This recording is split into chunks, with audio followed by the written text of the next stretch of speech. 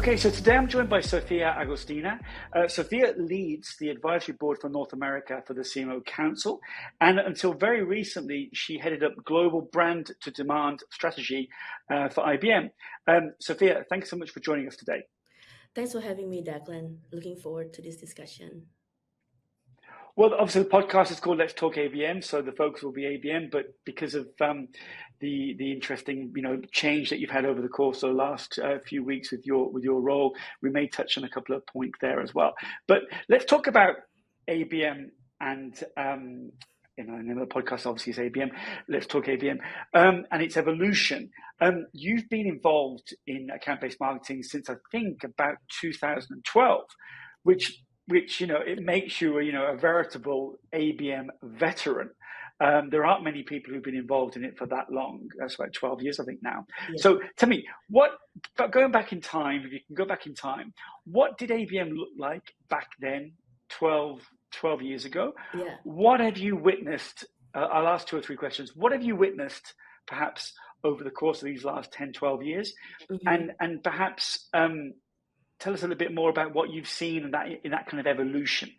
Yeah, I can't believe it's been more than a decade. But I love ABM. I think it's the true way of engaging accounts, whether you're trying to reach a net new account and gain relationship with them, or you're trying to expand your customer footprint into that account.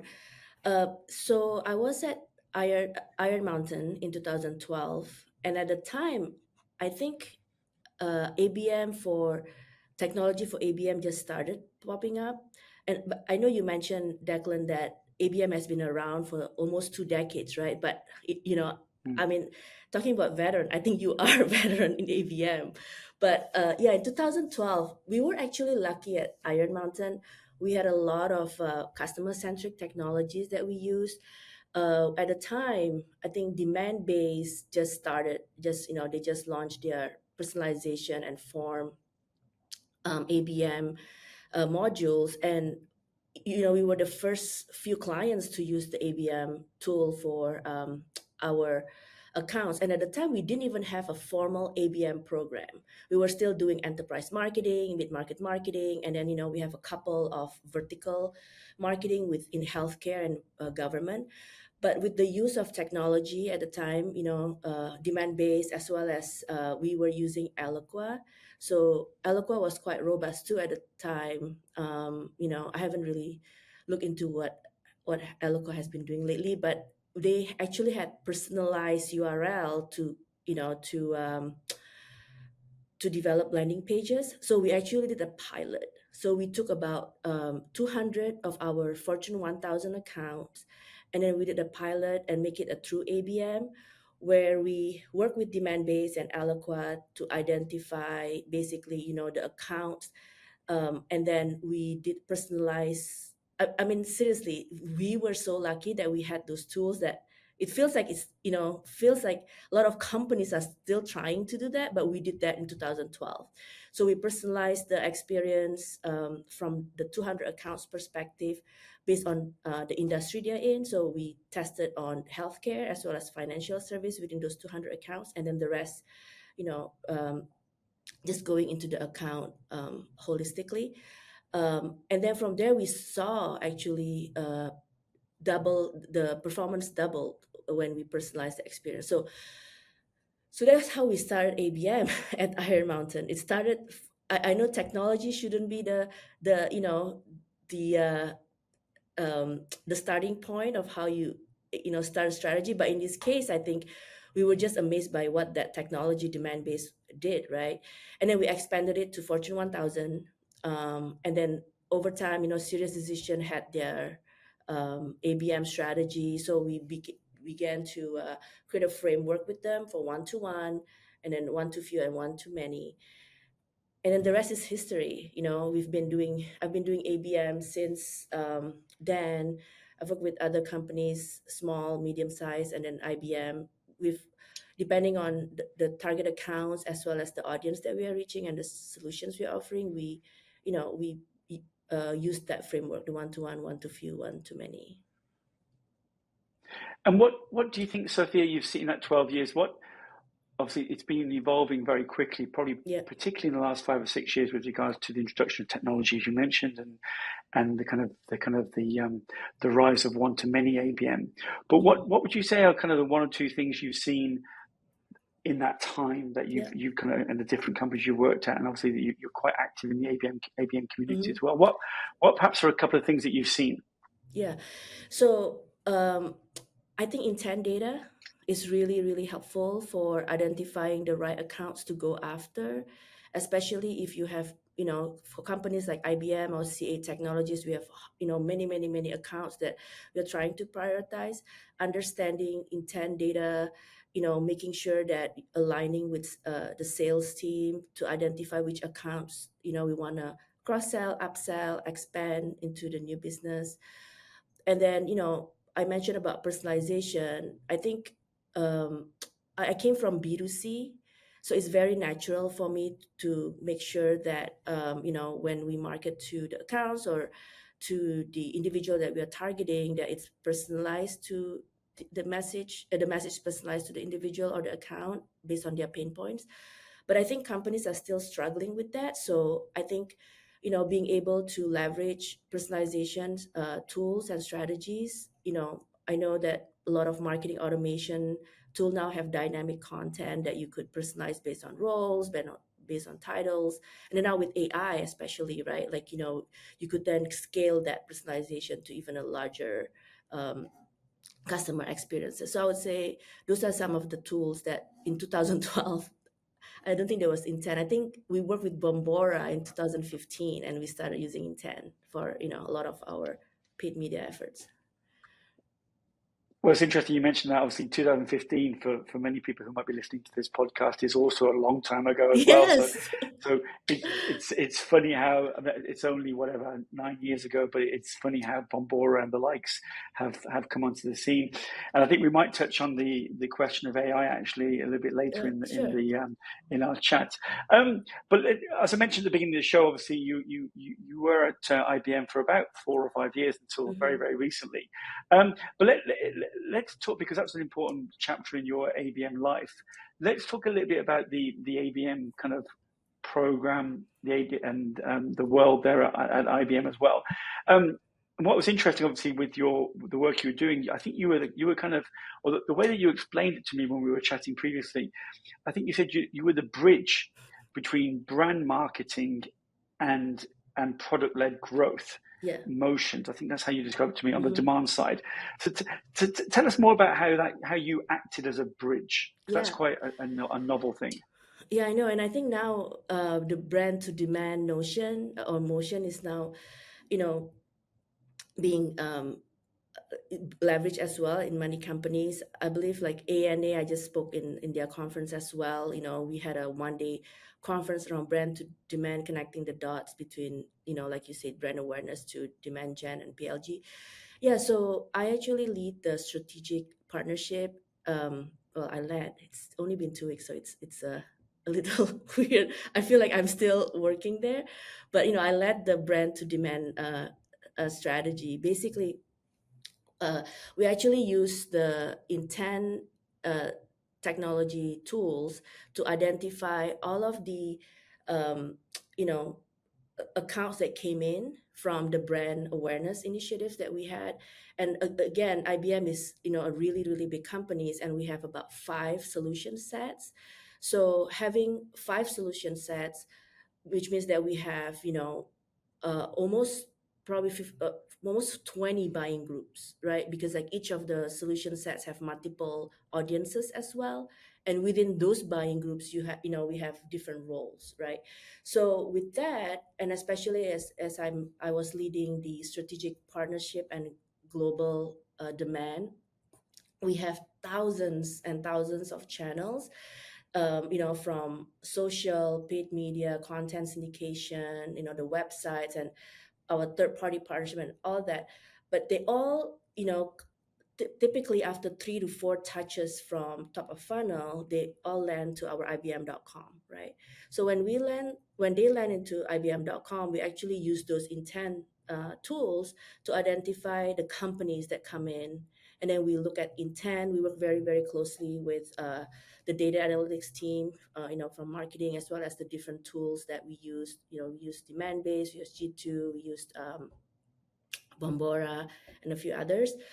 And then we identify that, and we have a team that actually analyze, like what that looks like from the brand perspective, with our ABM efforts, our sponsorship efforts, like what kind of companies that came in. And then from there, then to your point, how do we then bridge it to PLG and demand gen, is that depending on the account size, we'll then tier them into ABM, demand gen, and PLG. So the bigger accounts that are our customers, we work with the field marketing and the ABM team to make sure that they continue the engagement and work with sales. And then the mid market or the small accounts then goes into the demand gen, and then the net new accounts that goes into PLG. So like that's how we are actually bridging the gap between the brand awareness into demand, and then from there, then you do the usual nurture stream and and account based marketing with working with sales and field marketing. It's a big Well, operations. It's a really big operations. well, I wouldn't expect anything else from IBM, to be honest. From the big blue, they still call it the The big big blue, blue. don't they? I, Yeah, I I wouldn't expect anything else. we don't hear that as often now. Well, that's because I'm also showing my age clearly, from when I was looking for jobs back in the 1990s. Anyway, let's just touch on a couple of things there, actually, about the brands that you mentioned before and some of the brand initiatives. Obviously, when you see IBM, and I think there's been a massive shift in how IBM goes to market and how the level of brands is much more kind of like than before the big blue that we would associate before, Yes. the kind of huge servers and that kind of very kind of like guys in white shirts kind of approach, really, from North America. But I was just thinking about some of the events that you do there, what kind of big Yeah. events like IBM Think. You also mentioned to me before that I think you're involved in sponsoring or participating in the Grammys in the United States, the US Open tennis, for example. Why would IBM be involved in those kind of events, and how do you take those events and and justify the investment and the Yeah. time? How do you link that together? Yeah, it's true.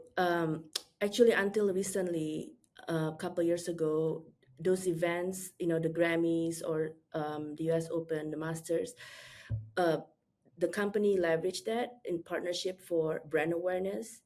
And, a- obviously at the time too, IBM and those sponsorship, the companies that they sponsor, it's just their partnership has been going on for about 30 years. So, over time it has evolved.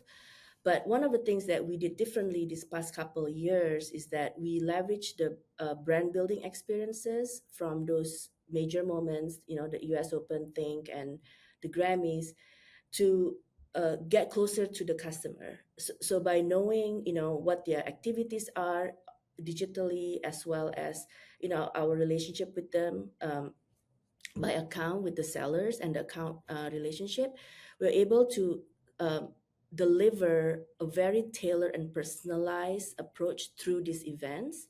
And so, we invite, a few hundreds of our accounts to these big events. We host them, very tailored experiences within the suite at the US Open, for example. And then it's almost like a partnership with these accounts, Declan. So, I mean, it is a partnership with this account. So, like, we also engage with them to understand what their needs are within the accounts, because those are, the top 1,500 accounts that we engage with. And that actually help us too to improve our solutions as well as we go to market. Uh, and then from there, we also use this sponsorship and partnership to engage with these accounts digitally. We have virtual engagement. Actually, this week is Think week, and so I'm in Boston, and most of my colleagues, are in the Boston Convention Center. So as an example for Think, we invited about 4,000, um, clients to the event, but then we also have an on-demand experience. If you go to ibm.com/event/thing, you can see the on-demand. I think it's still going on till tomorrow. So yeah. So we try to, get closer to each of the customer and the accounts, especially around our top 1,500 accounts that we partner with. And I think I'm not sure whether I was at a HubSpot event in Boston a few years ago. I'm not sure Yeah. whether that was the same location or not, Yes, but it it was is. certainly a very big. Was it the same Yes. location? There's a huge event and a hall and everything. Yeah. So just to touch on that, then, really, you mentioned something there because you mentioned at the beginning of the conversation as well. This whole thing around ABM and personalization, and you also mentioned their personalized experience, and I think. What's probably interesting about that, a lot of people talk about personalization through dynamic content, through technology, but I would argue that what you're doing there is much more, without wanting to say white glove, but definitely a lot more human Yeah. personalization. Would that be fair? Would that be fair to say? I would say 50-50. It used to be probably 90% human and then 10% digital. But since I, helped them to kind of create a digital experience and using personalization strategy, it's now about probably Mm. 60-40%, 60% human, 40%, and 40% digital. And I think it's really, really key, right? Because we are still engaging with the person, right? We are still engaging with a human. I think now also a lot of companies are trying to go into the market with people first. I was just with Mark and a couple others discussing about people first strategy, because you know getting closer to your customer it is about helping the account, but ultimately how do you even help the individual that you're trying to solve their pain points, make them look good, do their job better, help them, that partnership that I mentioned, Declan, when we work with the IBM accounts, is truly understanding what their pain points are and working together through consulting to help them elevate the experience. Actually, yesterday, see, I'm still passionate about IBM. I mean, I was just, I feel like I'm like, their ambassador still. But, like even yesterday, I think they interviewed Citigroup and they talk about how, like um, IBM and Citigroup actually um, innovate together basically within it. As you know, these companies are older companies, right? So they have like mainframes and older systems. I can talk all day about this, but it's all about the customer. It's true, it's that personalization strategy. But then imagine if let's say the C suite or the are invited to the event, and then people from Citigroup then went digitally and see the same experience, right? Like, with the on demand, basically. So typically when I do these Grammys and US Open, we personalize the landing page to greet them with the accounts. We actually personalize, like you say, messaging based on their roles. We have 5 different solution sets, like I mentioned. So we, personalize by security and all that. So but it's not on IBM. I did that too previously for other companies. I know I can go on this. No, well, I think it's also probably testament to, there are certain companies with certain cultures, and I think IBM is clearly one of them. That once you've been an IBMer, you're always an With an IBMer, right? And I IBM. think that's, Yeah. you could be an IBMer, and an ABMer. So I think once you've been once you've been an ABMer at IBM, then obviously that's never going to leave. That's never going to leave you. Right, And right, right. look, I think that's important because these companies leave a big mark on your life, right? Because of the work that you do Yeah. and the quality of the work that you do as well, which I think is really important. I want to ask you a question about intent, because you mentioned it at the beginning of the show, and you mentioned that as one of the kind of the biggest kind of innovations that you've seen in ABM over the Mm. course of the last 12 years. But can you help the audience understand? Because a lot of people, for some people, there's been a lot of kind of, how would I describe it? probably negativity around it, Mm. probably in terms of intent. It's you just need to get a list, and then you just need to contact these companies, and these companies are buying, and then that's easy. And I remember speaking to Danny Nail, who's over at Salesforce. I think he heads up the ABM Center of Excellence at Salesforce, and he was saying there's a huge difference between intent and interest. Mm-hmm. And the fact that somebody is interested in a subject doesn't mean that they are exhibiting any intent, Mm-hmm. which obviously intent goes, I think you were talking before about propensity to buy. Mm-hmm. So could you share with the audience just a little bit about the way that you've used intent? Yeah, and Danny is right on that because typically I think a lot of people also used intent and interest interchangeably. However, again, I grew up with Eloqua, so Eloqua, they launched the book Digital Body Language, where it's all about the digital experience, right? At the time, it was the first party data, I think, right? So that's where the interest comes in because when accounts are interested in your uh, domain, which means that they're almost like in the consideration stage, right? Because like they are interested to go into your domain, and then depending on the type of content that they consume, then you also will know where they are in the buying journey. However, intent, I think it spans a lot more than just a person's behavior, right? So it actually encompasses the company intent, and also depending on the um, partner or vendors that you are partnering with, it could be content consumption externally, it could be keywords, it could be predictive models that they use. So I think all of that, if there's a company that can integrate all of that intent externally, keywords, consumption of content, and then predictive model, how to generate and accelerate demand, plus the first party data that you have, I think that is a true digital experience, journey, or behavior that you want to get.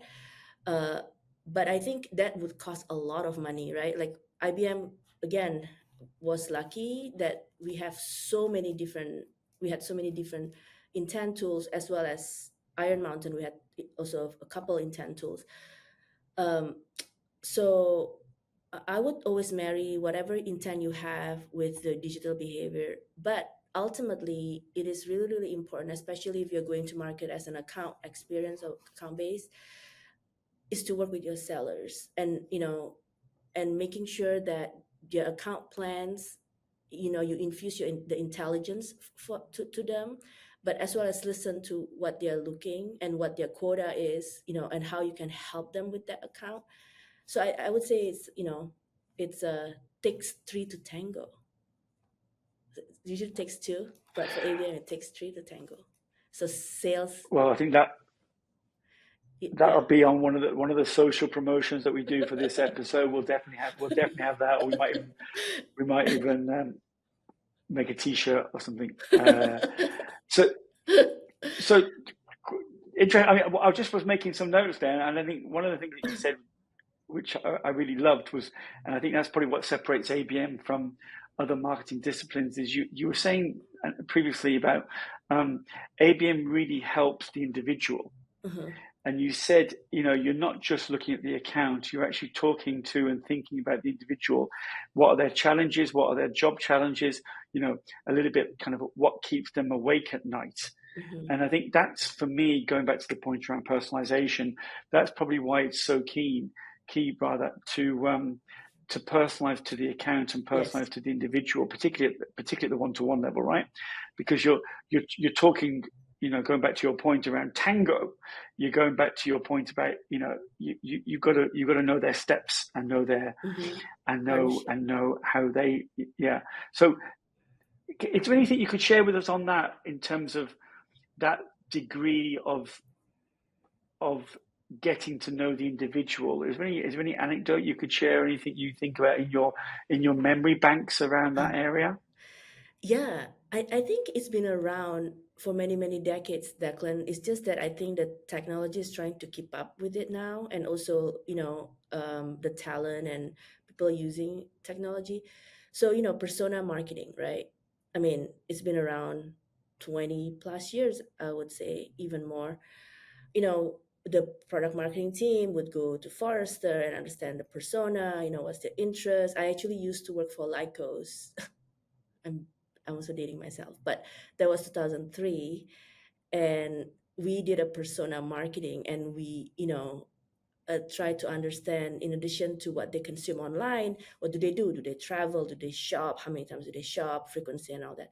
So I think knowing that person's interests, like what Danny mentioned, not only within the what they consume for their business, for their jobs, but also like knowing who they really are is really the key. I'm actually working with a partner, as part of the CMO council engagement that I'm with now. They actually have psychographic data as well as interest data based on the person, not only the keywords and for the jobs, but also on the person. Do they shop? Do they like music? Do they? So that way you could actually tailor your communications. They even have like the communication style that person engage with.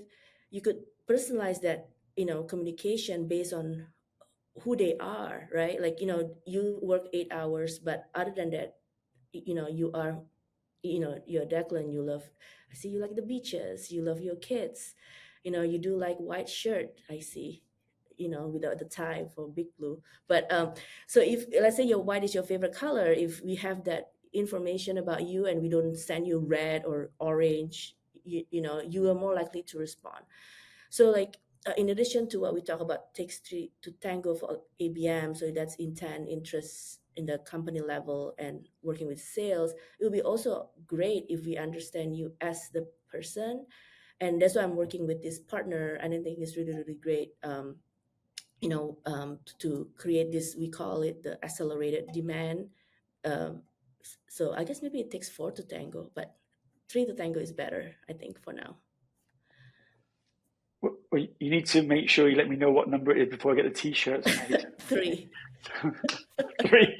So I think just a couple more questions on your time at IBM. What Now you've obviously worked for different companies in doing account-based marketing. You're also very active in the account-based marketing community, Yeah. and you're highly respected in the ABM community. But what would you say makes ABM? This is quite hard to say. But what do you think makes ABM at IBM different to Yeah. perhaps other experiences that you've seen out there? I would say, I think I touched about on it a little bit, but I would say um, the fact that IBM is such a huge company, and they had they had 40 business units when I first joined IBM, which means that they have hundreds and hundreds of products, and the target audience actually overlap between these products. But then, we were able to um, create 5 campaigns out of it now. I would say that's the only difference with that. Then it's harder to actually do a true ABM approach on the account, and the way that we then activate ABM at IBM is through 4 different scenarios. So the major moments and strategic partnership that I led, and then we do paid media, and then we do outbound marketing, and then you'll also work with field marketing, and each of these teams then go basically go to market into these accounts um, within their teams, but then it sort of uh, integrated uh, integrated into the solution sets, basically. So it is that's the I would say that's the challenge, is that it is very, very, very difficult to do a holistic ABM approach at IBM. But I would say ABM, if done correctly, and the most important is really, really engaging the customer and the individual with the right message, right content, right offer to address their pain points and meet their needs. Throughout my career, you will increase your average deal size typically by 2 to 3x. It will, help you to improve the customer experience, the funnel, demand. Also, I was able to actually improve by up to 8x, but depending on the scope. So I think you had a really, really good strategy too. I think one of your posts you mentioned about ABM is not just about marketing, but it's like ABM motion, ABM measurements, ABM, all the M can be interchangeable. It's true. Like, I think people think that ABM is just marketing, but it's not. It's actually a company go-to-market strategy. Well, it's good to know that that somebody sees my posts, Sophia.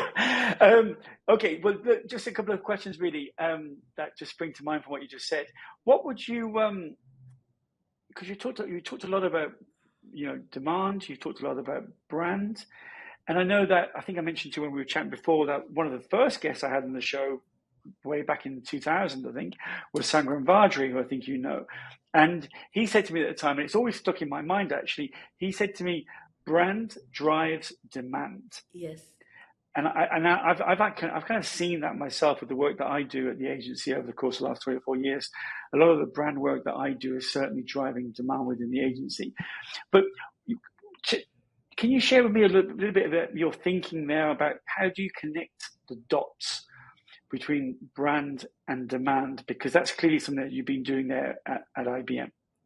Yeah, I agree. Sangram is, as always, has a great, mindset on ABM, flip the funnel, and all that. But it's true, brand drives demand because I think at the end of the day, it's a holistic approach, like how you go to market from the top of funnel into when you close the deal, and even after, right? The experience after you engage and close the deal, help them buy your solutions. It's an integrated approach. So I'm a true believer of having an integrated marketing approach from top to funnel until uh, the account relationship with them. And I think and I believe that the way that you engage your customer is your brand. Like, how many times have we experienced a bad customer experience with a call center or in store, and then they used to be your favorite brand, and then after that you're like, oh my god, what just happened there? I spent money with them and look what happened. Or even like, your family has the brand or whatever. So, and brand, I think we overuse the word brand, uh, to think that it's only top of funnel. Every day you see brand. I mean, Apple. I think, as an example, Apple, right? Like, there's such a. I mean, there's no differentiation between when you watch an Apple advertising, if it's a brand campaign or if it's a demand campaign, right? Because like all they say is like what will benefit the user, like why this phone or this Apple Watch, why you should get them, because like it will benefit the audience. So I think brand drives demand, is right. But also I think at the end of the day, it is how do you engage your customer, how do you engage your market, what is it that you're trying to go to market, to help solve the customer needs, um, and then hit that jackpot, gain that relationship with that customer. Well, hopefully, yeah. And I think, yeah, it's funny. I remember there was a famous quote about Coca-Cola, and I think I think they're one of the biggest advertising spenders in the world. And I think somebody once asked their CMO many years ago, why are you spending so much money on billboard ads and all this kind of thing? And he goes, well, the day that we stop spending money on marketing will be the day that we are number 2. Yeah. And I think if you stay, if your adverts are constantly your front of mind of everyone, Yeah. then those adverts you're basically encouraging people to experience your brand and therefore Yeah. to buy your brand. Yeah. Also, I think it's the reason why I feel like there's that differentiation between brand to demand is also the outcomes, right? I think marketers need to really be clear about the outcomes of their efforts. So as we all know, marketing tend to be the the first one to be cut in budget because like they think certain initiative is not driving demand. But again, it depends on the goal of each of your initiative and what it is that you're looking to accomplish. And then ultimately, how would that, connecting that dots of all the different channels that you have to drive into the pipeline and revenue. And I think that, that's my role actually at IBM, connecting those dots and then, identifying what would be the KPIs for each of the channels, like how would that drive into the pipeline goal as well as the conversion to work with sales to close.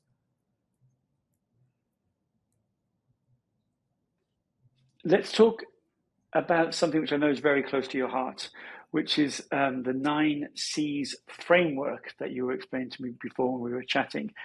Can you share with the audience what the 9Cs framework is a little bit, and how it helps ABM or go to market? Yeah.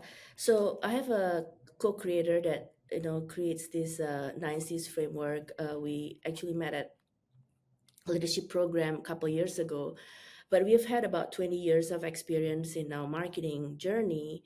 And as we were chatting time and time again, what we found is that the customer is, number is key, right?